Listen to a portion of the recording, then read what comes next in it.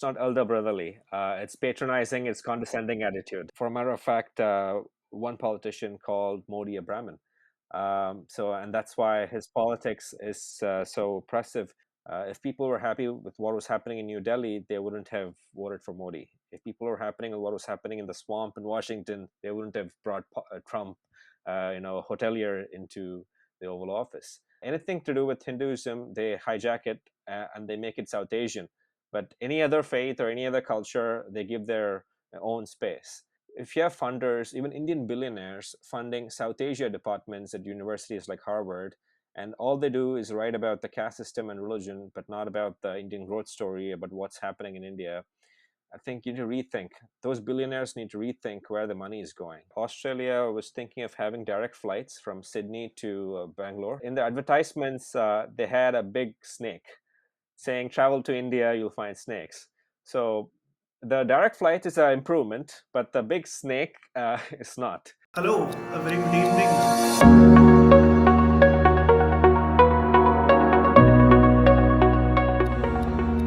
A very good evening. Welcome back to Swarajya Conversations. I'm really privileged to be joined by Akhil Ramesh, who's a resident fellow at the Pacific Forum, and he joins us all the way from the United States. Akhil, it's a pleasure to have you here. Thank you very much for joining. Thank you so much for having me, Sharon. It's my honor to be part of Swarajya's podcast.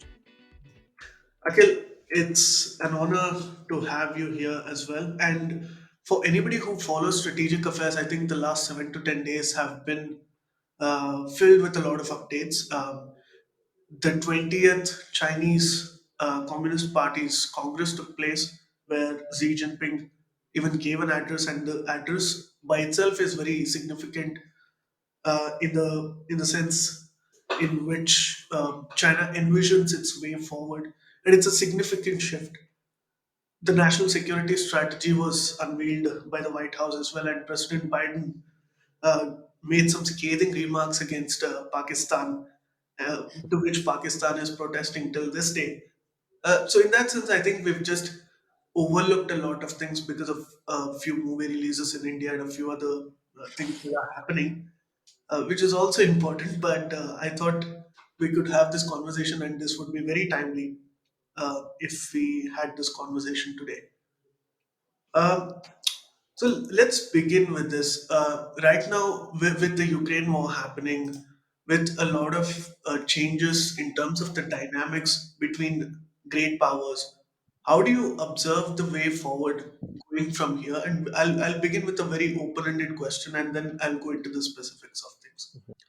Um, so interesting that you mentioned about people being more interested in what's happening in the movie world and in Bollywood.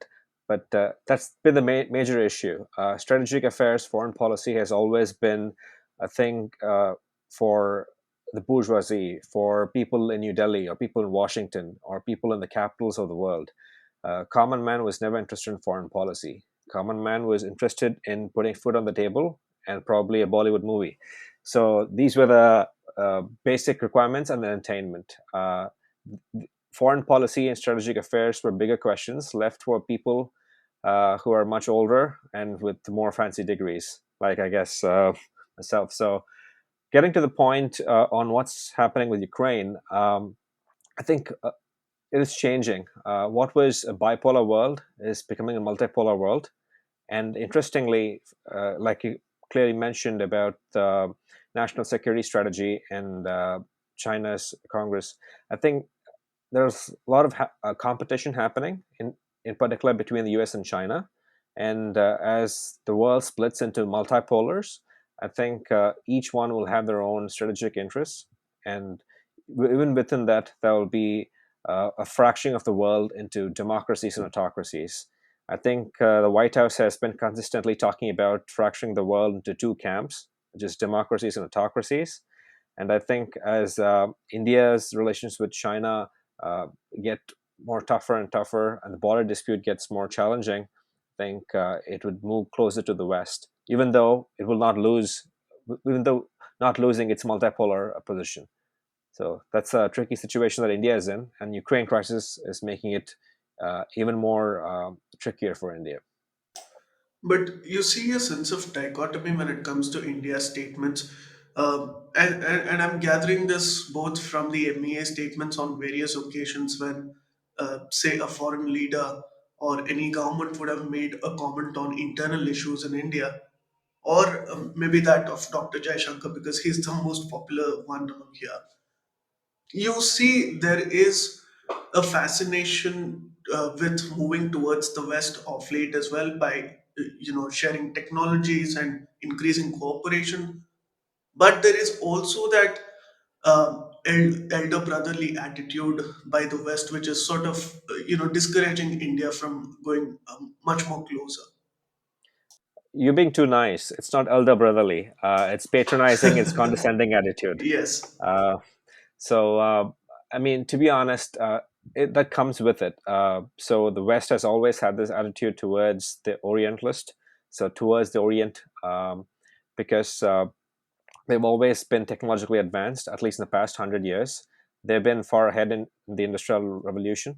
So with that comes their own level of arrogance. So to address that, I think the only solution is India needs to grow fast and it needs to have its own technological advancements. That could mean having its own semiconductor manufacturing plant. That could mean having a strong artificial intelligence ecosystem in India. That could mean having great R&D work. So with these advancements, I believe you can have an equal footing with the Western world. So you can modernize, but not westernize if you have that technological advancements at home. when it comes to Ukraine and the entire saga that occurred over the last couple of months, and the debate has still not ended. You see some or the other Western European leader sort of coming to India or making a statement that India should not be purchasing discounted Russian oil, and then India hits back, and this to and fro has been happening for a very long time, and I feel that it's really silly because both Europe and India understands how much it's dependent on Russian oil for their existence. Yeah, this is unfortunately a neoliberal playbook. They have to lecture. It's part of their DNA. Uh, they have to pinpoint and tell someone that you're doing it wrong, and we know it better. Uh, it's just wired in them. So we just have to take it and respond. If not, we will be part of their camp, which India does not want to. Right. So if you want to have feet in both worlds, like India is trying to, meaning feet in both worlds, as in the global south and the north, in the west and the east, uh, in the Quad and the SEO, in the ADB and AIIB. So India wants to have this fine balance. Then it definitely has to learn to take these criticisms and give back, like Jaishankar has been doing. But do you think it's limited to neoliberal democracies? Because if you look at the recent speech by Xi Jinping, um, China is treating itself like a superpower. I mean, there is a mentality shift. They are on the offensive. And right now, they're not just talking about asserting their identity through soft power, but also through hard power. They want to tell countries how to behave, what to do. And I think to a large extent, they've already been doing that. So, does it have to do with certain type of democracies or ideologies, or is it just a status that gets to their head? Well, I think it's combination of all of that because China does not, I guess, engage in moral posturing as much as the West. It will not go into Iran and tell them how their women should dress. The US would. Uh, so they will not go into Saudi Arabia and tell them that women shouldn't do certain things or women should do certain things. Or they will not come to India and tell us how to practice our faith or interpret our caste system. But the West would. So that's the difference between China's dominant position and the West dominant position. Right. So I think as time goes by, I think more countries would be open to, unfortunately, would be open to China's way of dominance because it does not involve your domestic affairs. If you're a country in sub-Saharan Africa or Latin America, you'd prefer a country that does not get involved in your domestic affairs over a country like in the Western world that would get so enmeshed in your domestic affairs that it would start commenting on local domestic politics. I mean, for example, in India, uh, when politicians in the West talk about the caste system and criticize things that they don't even understand. Um Sometimes, for a matter of fact, one politician called Modi a Brahmin. And that's why his politics is so oppressive. And it is just a playbook. It is just, I guess, they have these words they have to throw at different countries. Uh, if it Yeah, was uh, if it was Russia, it would be authoritarianism, and what they're doing in Ukraine is Nazism. If it was India, they would anything to do with any crime in the country would somehow would be Brahminical patriarchy. Uh, right. they just throw those two words. Hmm. So I think this is a formula that has been used. It needs to change, and as the Western world gets more diverse, I think they will rethink their own approach. Because when the diaspora influences foreign policy, I think they'll be more considerate of sentiments of different populations. I think it's already reflecting in terms of how Hollywood is producing the movies. They're very, compared to the past, the kind of Asian jokes you would see and the Yes. anti-China sentiments that you would see, it's almost non-existent today. If you want to survive in China and if you want your movie to do well in China, you cannot I, feature any of those. I think you've gotten into an interesting topic because that is basically weaponizing their interdependence. So China has this trade power, so they can weaponize that any time. So they have this 1.4 billion population and they have this big market size. So Western companies have to cater to that, whether it's a Marriott, whether it's a Tesla, whether it's a Walmart or a Costco. You cannot say anything that will be seen as critical of the government or against the national interests Right. because they'll be losing the market. I think over time, India could get into such a position as well. India Yeah, should I'm, learn to I'm glad you weaponize its arrived there market. because as somebody who is of Indian origin living in the United States, what change do you see in terms of how India is perceived in the United States, especially in the strategic community? It's definitely changing. It is no longer the post-colonial British colony. It has become a country that could stand on its own feet, becoming soon to become the third largest economy. I think people in both in Washington and in New York are cognizant of that. Uh, it is high time that the think tanking and strategy community are also aware of the changing things in India, but I think that'll take its own time. Right. That is not going to happen anytime soon. But when it comes to Pakistan, you see a lot of ambiguity, and I think people have just given up after a certain point because it's just unpredictable. It's like this very toxic relationship between two partners who keep on breaking up and then getting back together again. You see, Donald Trump came in and there was a sense of hope in India and in New Delhi, saying that, probably Americans are going to realize and Washington's going to wake up to the reality and smell the coffee and finally call bluff on Pakistan. And it did happen when Trump sort of cut the funding down significantly. And then you see again the F-16s are being offered to Pakistan, and the reality has struck, and probably a lot of their operations, which are continuing through various other means in Afghanistan today, are possible with the intelligence sharing, perhaps because of the Pakistanis today. So, what constitutes and what mandates this repair work between the United States and Pakistan time and again? I think it is the frenemy relationship. So Pakistan Yeah, was useful for the U.S. and Afghanistan. They're still using the same formula, but unfortunately, or rather fortunately for India, it is no longer the case. With the American troops having withdrawn from Afghanistan, Pakistan's use in Washington D.C. is very diminished. Uh, there is no strategic calculus. There is no intelligence sharing required. There's hardly any. So the F-16 was actually, if I'm not wrong, was for maintenance, was not new F-16s. So I think the relationship has definitely taken a nosedive, as we just noticed with Biden making some comments on Pakistan at a fundraiser. Uh, I think behind the scenes, if people have candid conversations, that would be their views on Pakistan. But if you have to okay. go on the podium and talk as a diplomat, and then you have to sugarcoat it. So that's the conundrum in the Where do you think US. Biden's statement came from? Because it was quite a bold statement even for somebody like Biden to make. Well, two things. America is out of Afghanistan, and the second thing is people have always been candid when it's not diplomatic language, because this was a fundraiser event. So that's the point you have to note. It was not a press conference. It was not when asked a question about Pakistan. It was at a fundraiser event, and when you're fundraising, you need to be as candid and you need to say things that sell. Right. So it's election time, so he needs to say things that sell. So yeah. Um, yeah, and you were also mentioning that it's not just the United States, right? Countries like Germany are supporting Pakistan in terms of internationalizing the Kashmir issue. And they have a lot of media institutions which sort of support them.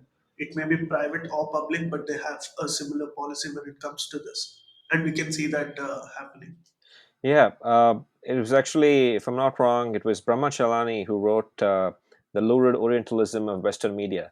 So he talked about it in his piece that most of the popular media is in the West. There's very few alternative Eastern media or any other media. So even the alternatives like Al Jazeera or the South China Morning Post or CGTN, Yeah. China State Network.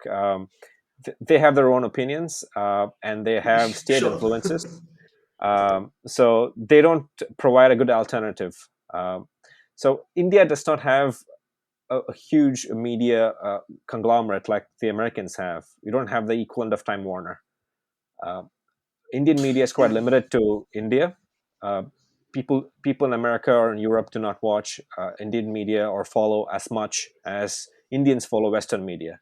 That needs Right. to change. That there needs to be a form of decolonizing the minds on media, on the media landscape itself. But Indians there's need to a watch huge more on. vacuum for it, is what I felt, especially if I can give you two examples for it. Mhm. Um, One is because, take for instance, the Ukraine war that's happening. You see very polarizing news reports across the media. If you have a CNN, you know what kind of a report they would make about the Ukraine war, and if you have a Russia Today, you know what they would say about the war. Mhm. So I did a couple of shows a few months ago, and to my surprise, it went extremely viral. And then most of the audience for the show was from North America. And they basically said that, this is very clutter free and we get to hear a third perspective on this without being biased towards either the United States or Russia, in this matter. But it's sad because public diplomacy, I think, as a subject has been ignored completely in India. Nobody even Mhm. talks about this, and this is something that I'm really passionate about. So I keep talking about public diplomacy and the need to build international institutions in all of this. But it seems that maybe India has still not taken it very seriously. I think Jaishankar is changing it. The External Affairs Minister is changing that. The vaccine diplomacy is one. That is a big PD work, I would say, because when you have leaders of Guyana, leaders of different Caribbean nations, appreciating and applauding the Indian government's vaccine initiative, I think that is definitely something to be applauded, and that's not an easy fiat. Uh, but to your point on there's a need for a media that is not very partisan. Definitely yes. I mean, that is why populists rise, whether it's in Brazil, whether it's in India, or in the US. Populists come to power because they're not happy with the establishment. If people were happy with what was happening in New Delhi, they wouldn't have voted for Modi. If people were happy with what was happening in the swamp in Washington, they wouldn't have brought Trump, hotelier into the Oval Office. So definitely there is an interest in getting more non-establishment voices and definitely media into the fray. Because right now there's a lot of anti-war think tanks coming up in Washington D.C. who are talking about recalibrating America's foreign policy and recalibrating its grand strategy. So to match that, to marry that with public-facing media, you need strong anti-establishment voices. You can't have just the big names like CNN or a Fox, parroting the security apparatuses, what they've write down for them. So I think you need anti-establishment media. And one more thing that we were supposed to discuss is the usage of this phrase South Asian. And I think it's frustrating a lot of people because you do not get an agency for yourself. The identities are convoluted that way. And I think it comes from a point of condescension. So, from the point of view of a strategic affairs expert, how would you see that usage of the phrase South Asian in geopolitics? I think it's two things. It's not just geopolitics, though. It is also has to do with the Hindu identity, because as you know, we are approaching Diwali, and when in the US, people are now calling it a South Asian holiday. Uh, so I don't know if it's South Asian. So it's very unique to India. It's very unique to Hinduism. I don't know how you can call it a South Asian festival. So by hijacking this, by anything to do with Hinduism, they hijack it and they make it South Asian. But any other faith or any other culture, they give their own space. I think this is basically not just cultural appropriation, but uh, they're just blinding us actually culturally. Also, with regards to the geopolitical part, I think we need to dehyphenate between India and Pakistan. They're not the same. To put them in the same room, it's a poor comparison. It is like comparing uh, Canada and the U.S. Sorry, not Canada and the U.S. I think that would be a poor comparison, but more about comparing South Korea and North Korea. One Right. is a vibrant democracy, and the other is Rocket Man. So similarly, you have Pakistan and India. One is a vibrant democracy, has never had dictators, never had military rulers for 75 years. The other has never had a successful democratic leader, even served one full term. So they can't be any different. So once you dehyphenate that, you lose the South Asia. It will become India analysis. It will become Pakistan analysis. I don't think I see a lot of centers and educational institutes and especially universities where they have an India specific department where they study India. And to be fair, India has risen to a stature where it deserves to be studied as a separate subject by itself. So, do you think this might become the next academic discourse? It needs to change, but academia is where you find the most woke crowd. So it is very hard to get past them. And academia has the age group of 18 to 25, and they're the most rebellious. And if they're the woke group, it's hard to get any contrarian viewpoint past them. Um, so it's a challenge. It will probably take a generation before there are structural changes at the university level. Also, I think fundraising is a big part. If you have funders, even Indian billionaires funding South Asia departments at universities like Harvard, and all they do is write about the caste system and religion, but not about the Indian growth story, about what's happening in India, I think you need to rethink. Those billionaires need to rethink where the money is going. I think they just write the check and they forget about the entire initiative. But when the institute they funded talk about their own family, then it's counterintuitive. So I think there needs Yeah. to be some introspection there. And as far as India's story is concerned, you were talking about the story of India's rise.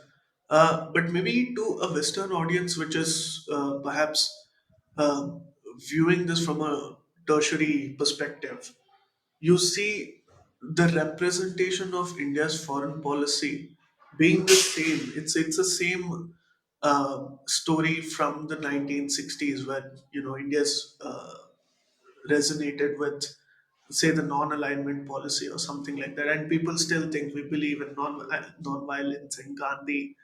Uh, so, do you think the representation has changed? I think politically it has changed with the BJP and Modi coming into power. Yeah. But in terms of its strategic values and importance and outlook, I don't know how much has actually changed.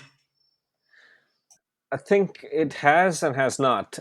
Meaning, a year ago, I think Australia was thinking of having direct flights from Sydney to Bangalore. They're planning on it. Now they have it, direct flights. Yeah. And in the advertisements, they had a big snake. saying travel to India, you'll find snakes. So the direct flight is an improvement, but the big snake is not. I So didn't know there's this. Oh my uh, God. so yes, Like so what? that As a still happens. precaution, or it was No, no, no, just no. It was a an stereotype? advertisement actually. It was an advertisement by the airlines and the Australian government saying you can travel to this land of beautiful snake charmers. Um, so that stereotype, that idea of India being a land of snakes, of Gandhi, and people making jokes about the holy cow, uh, those persist. I think it would take a lot more to change that. I think the Modi government is taking right steps. For instance, when he takes foreign dignitaries, when he took Xi Jinping to Chennai, uh, to show the temples in Mamallapuram, that was a big change. Rather than taking him to just Taj Mahal and showing this is India's architecture, this is India's culture, I think you need more of that kind of change. You need to take people to the Tanjore temple. You need to take people to the Somnath temple. You need to take people to Kashmir, not just the Taj Mahal and show this is India. Similarly, people have to rethink their approach towards India and the Western world. Even when you have an incredible India, you need to talk about the culture more than just the wildlife and Gandhi and holy cow. I mean, when I saw someone selling magnets that read "Holy cow," and he said he got it in India, I was like, "Why are Indians doing this to ourselves?" It's like we have some self-loathing, some serious and introspection we have to do. Yeah, we do have an identity crisis, especially Yeah. now. And I think we are finding it more difficult that we're actually doing well, and it's some sort of a low self-esteem that we've suffered. Yes. And hopefully that'll change. But it's not just with academia, is it? Because even if you look, and I might be digressing slowly, so Sure. please feel free to make the course correction if necessary. You look at a lot of pop culture on Netflix and a lot of the other movies that are coming in. First of all, the lines between nationalistic identities are blurring, and that's not a good thing in a not a good way, because again it's becoming too South Asian, and one part of the story is being represented. You see the Hindu faith being mocked at normally, and then that sort of bullying is also normalized. I think it's not just an India phenomenon here. I think it is more of a global phenomenon. It is. I think it has become okay. It has become acceptable if the majority is mocked. I think there will be a backlash everywhere if the majority is mocked and the minority is not. In the US, it is usually to do with race. They would just blame that the white man is responsible for everything. If there's no rain, if there's that'd be a white man's fault. So you can't go to that extreme. Similarly, Yeah, in India, there is anything wrong in society. Like I said earlier, it would be Brahminical patriarchy. It would be the Hindus responsible. It'll be the Manu that is responsible for this. Uh, so that is the problem. Ideally, you need a society where any ethnic group or any community can be criticized by everyone, and it should be fair. I right. think we didn't have that anywhere, and hence now there is polarization. If we had had that before, I don't think we would have polarization, because Yeah. even a stand-up comedian can joke about certain faiths, but he cannot joke about others. So Yeah. that is a problem. So when people talk about intolerance, it's perhaps intolerant. Uh, People are being intolerant towards hypocrisy, because I don't think they would mind, because all these years you've faced a joke, so it's nothing new that's coming Mhm. your way through. But it's just that only one community is being targeted and the other is not. But Yeah. before we conclude on a parting note, I usually ask people, experts in the West, what do you think can actually build more confidence between India and America going forward? Because every time we try to do something, there is something or the other that finally upsets the ties between both the governments. I think what is happening right now is perfect. It's going in the right direction. I recently wrote a paper, U.S. India at 75, Hawaii to the Himalayas. That was not just the defense partnership from one corner of the world to the another, but also the diaspora. I think they will be the pillar that takes this relationship forward. I think whether it's in Hawaii or whether it's the American soldiers in the Himalayas training with their Indian counterparts, I think understanding each other, getting to know them firsthand instead of through New York Times and Washington Post op-eds, would be the best way forward. And once we have more of that, I think the relationship would take its natural course and get even closer. Akhil, thank you so much for joining me today. It's a lovely conversation we had. Thank you so much for having me. My pleasure. Viewers, please do let us know what you thought about this conversation. What we'll do is we'll put the links to Akhil's writing in the description below, and then you can just click on that and then read more about what Akhil has to say on a lot of these issues. And we'll put his email address as well if somebody wants to get in touch and ask a lot of questions to him. Thank you so much, Akhil, again, once again, for joining us, and I hope we can have this conversation again sometime. Of course. Thank you so much for having me.